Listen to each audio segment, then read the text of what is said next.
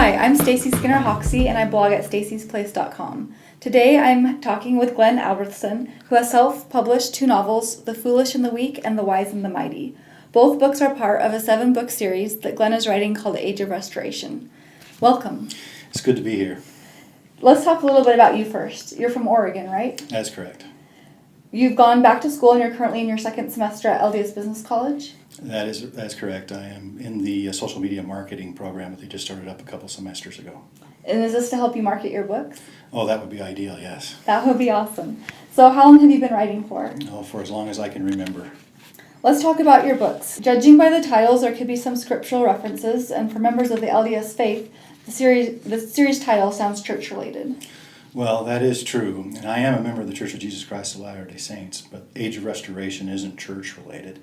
The titles to the books are, however, scriptural-related. In fact, they're found in 1 Corinthians chapter 1, verse 27, where Paul is talking about how God uses the foolish and weak things to overcome the wise and the mighty.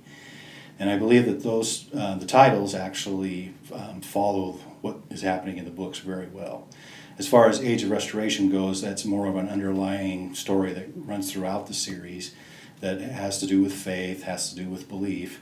And then because of our country in the United States, it has to do with the founding and the Constitution.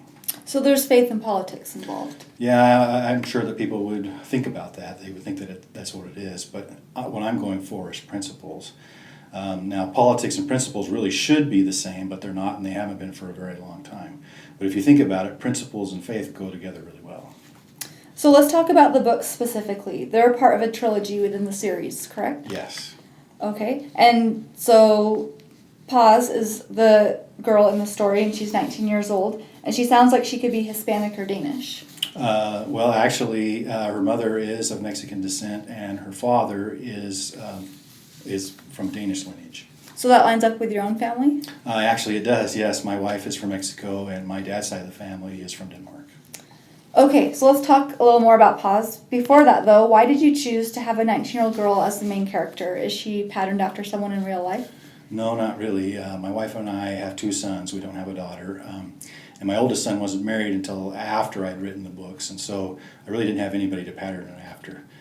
There's really 2 reasons why I did that. One is that the majority of the people who read are female, and even though they'll read a book about both genders, like Harry Potter, they tend to read more books that have a female protagonist. And so that's why I did that. And in addition to that, there's a little bit of a selfish reason.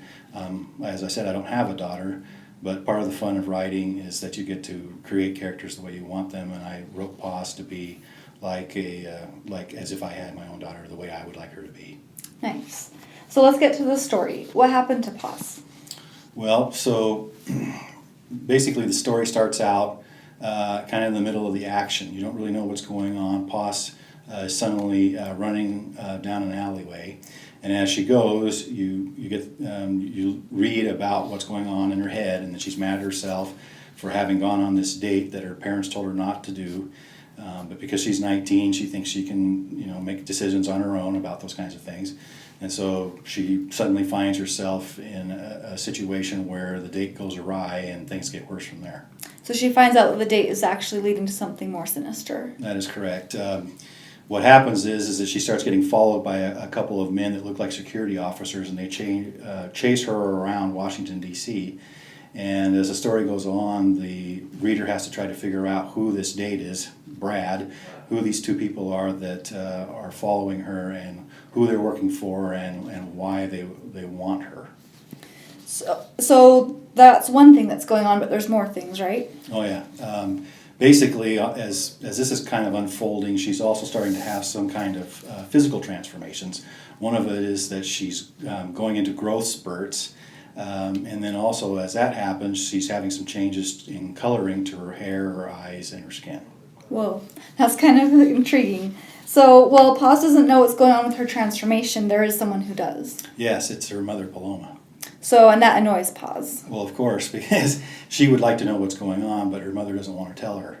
And that leads Paz to a realization that there's part of Paloma's past she's never talked about, years worth. Yeah, her mother's been pretty secretive about a lot of her early past, And she said that she doesn't want either of her children to duplicate what she's done, so she's been keeping it a secret. But in reality, she's had a similar experience as Paz is having. So Paloma is a werewolf and Paz is turning into one? Well, no, but that's kind of the fun of what's going on in the book. You get to try to figure out what is actually happening to Paz. So both The Foolish and the Weak and The Wise and the Mighty can be found on Kindle. They're not in print yet? No, but I hope to have them in print soon. Is there anything else you'd like to add to our conversation? I'd just like to invite anyone who is interested in the books to go ahead and read the samples if they need to on Amazon.com on the book pages. Or they can go to the ageofrestoration.com website and get a little bit of information there, and also get the links to the Amazon. Thank you for joining me. Thanks for having me.